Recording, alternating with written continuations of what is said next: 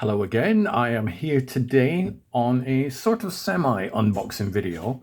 The reason it's a semi-unboxing video is I did open it recently to actually watch the film itself, so it's not still sealed in cellophane.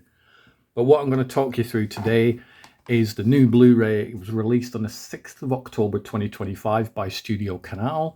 This is a 4K restoration of the French film from 1981. Directed by Jean-Jacques Beineix. Hopefully I pronounced Jean-Jacques' name correct.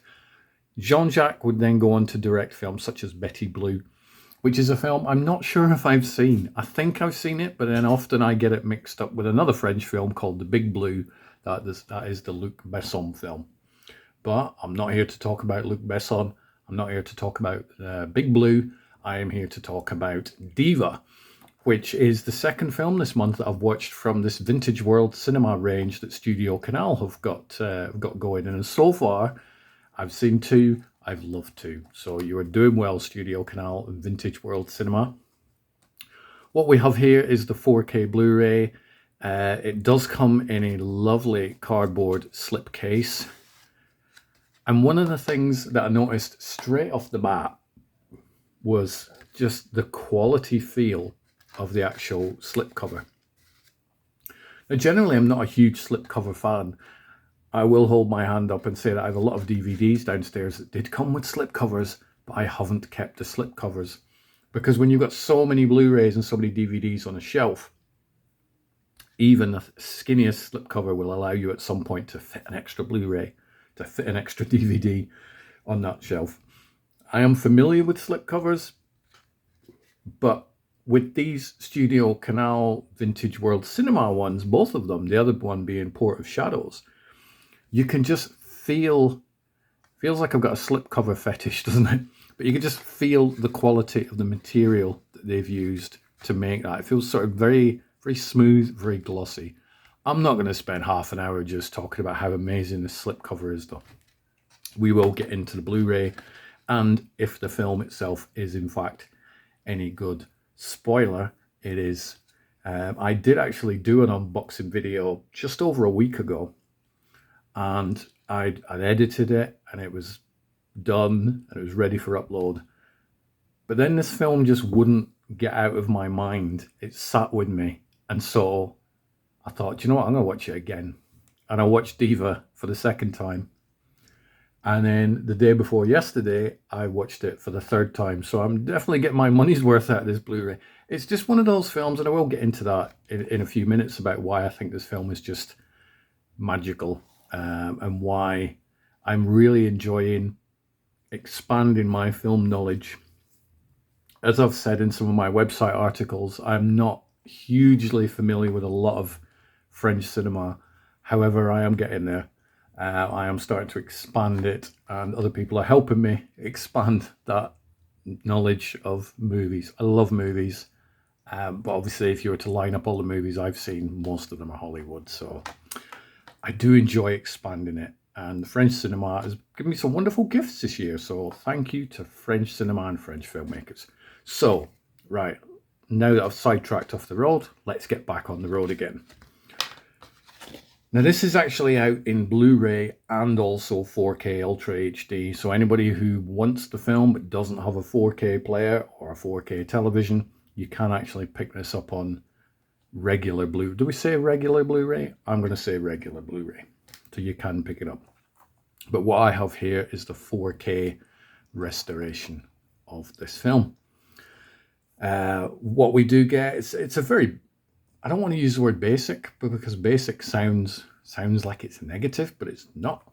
It is what it is. It's well packaged. Even the quality of the slightly thinner Blu-ray, this seems to be a standard that a lot of companies are using now, where it's a slightly thinner Blu-ray packaging for whatever reason. I suppose the OCD people out there will be going crazy because it doesn't quite have the same thickness as the old style Blu-ray case, but I don't mind. It's fine. You can still read the spine when it's on your shelf, so it is all good. This is certified 12. With it being a 4K disc, it will be region free, so anybody who wants to import it, go for it. So what do we get? Well, on the back, as you do with pretty much all DVDs and all Blu-rays, you get the details, you get special feature list. I will talk about those in a couple of minutes. You get a brief synopsis of the movie. The cover art, I think, is pretty. I like the cover art. What do you reckon? I think that looks nice.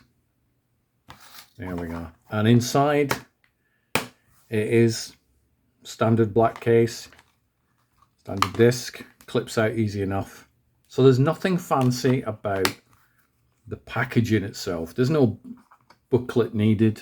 There's no art cards needed, fold out posters, all that sort of stuff. It does, however, feel like a quality release.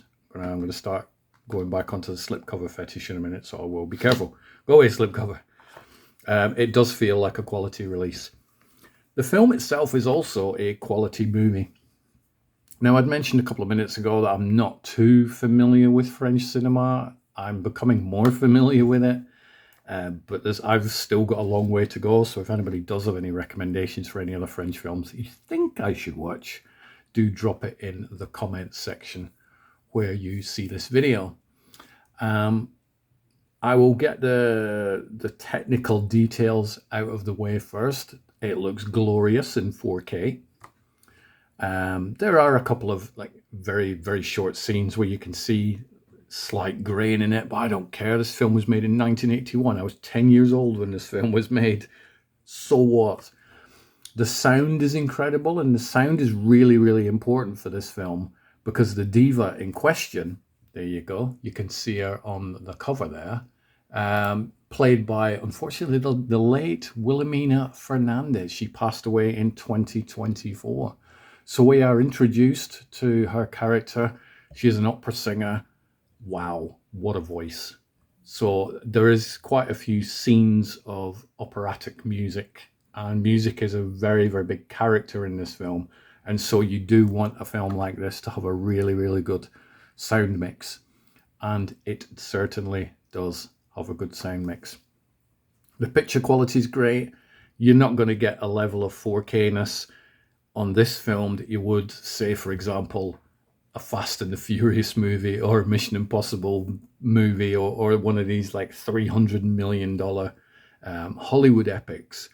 But you are easily getting the best version possible of Diva that you've probably ever seen, unless you've seen it projected in 4K in a cinema auditorium, which that would have been amazing. Extra-wise, as I'd mentioned with the Port of Shadows, I love special features on a disc. And when I was looking at the special features on this, I'm like, oh, there's only two of them. And there is only two of them. There's two documentaries. The first one is called Blue as Diva, Memories of a Cult Film. And the second one is called Diva, a film about the film by Denis Parent. Now, two special features, you're like, well, that's a short list, isn't it? Is that a downside? No, it's not a downside. Because Blue as Divas, the first documentary, is 71 minutes. So you get like an hour and 11 minutes on one documentary. And it's a really good documentary as well. The second one, Diva, about the film, runs for 44 minutes. So you're getting the same length as an episode of Stranger Things or something like that. So you're getting not so much the quantity of special features on this release, but you are most certainly getting the quality of it. Now, the film itself, it's the reason that I wanted to go back and rewatch it that second time and then rewatch it the third time is because there's so much packed into it. I think nowadays we've become so conditioned to the way that Hollywood tells films, and that often here in the UK, the certain way that we tell stories in films. So when you go to watch a film that another country makes, be it Taiwan, be it Korea, be it China or France, they sometimes have different storytelling tropes within the movies. And so sometimes it can be a little bit jarring to settle into the style of this film. The first time I watched Diva, I wasn't sure if I was liking it. For the first 5-10 minutes, I'm like, okay, what's going on? And then as the story progressed, I'm like, oh. And then I settled into the way that Jean-Jacques was telling this story about Diva, about this postman, there's criminals running around trying to get this tape that's been unknowingly planted in the postman's pocket. You've no idea what I'm talking about because you've maybe not watched the film. That's kind of the experience that I was having when I first watched it. I'm like, what is this film about? What is the storyline? It's not a complicated film, but it is a film that you do need to pay attention to. And it is a film that once you get to the end of the first viewing, you'll decide whether you think you liked it or whether you think you weren't a huge fan. And I was sort of in between that after that first viewing.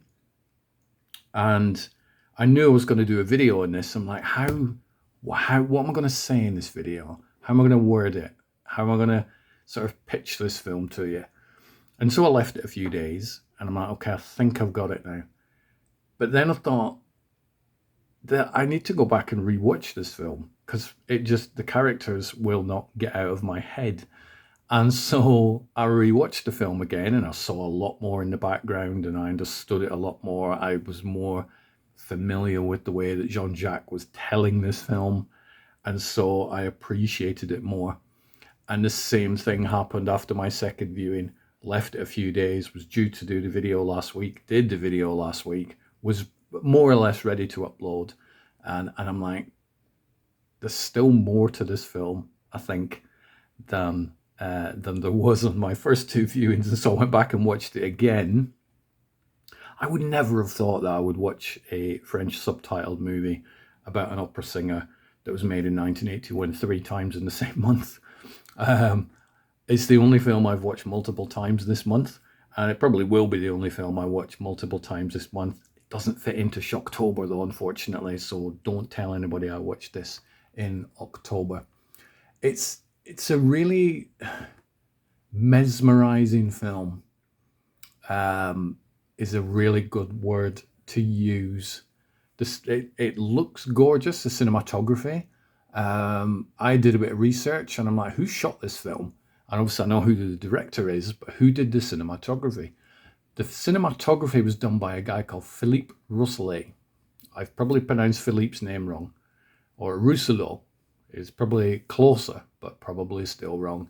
This is the same guy who did the cinematography for Tim Burton's Big Fish.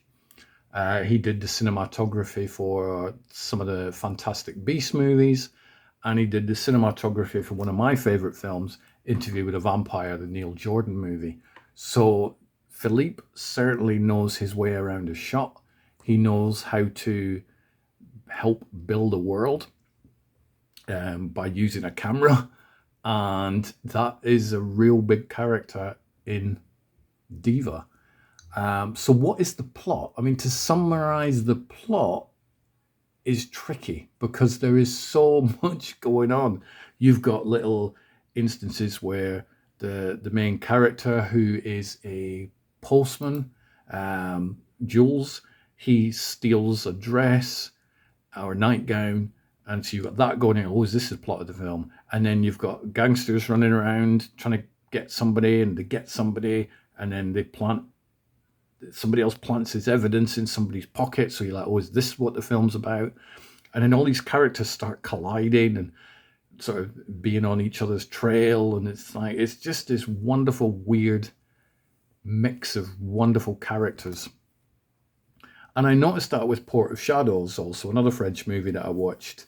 And that is also a film based, which is just filled with just a very strange but realistic set of characters that are just inhabiting the world of the movie that we are in fact watching.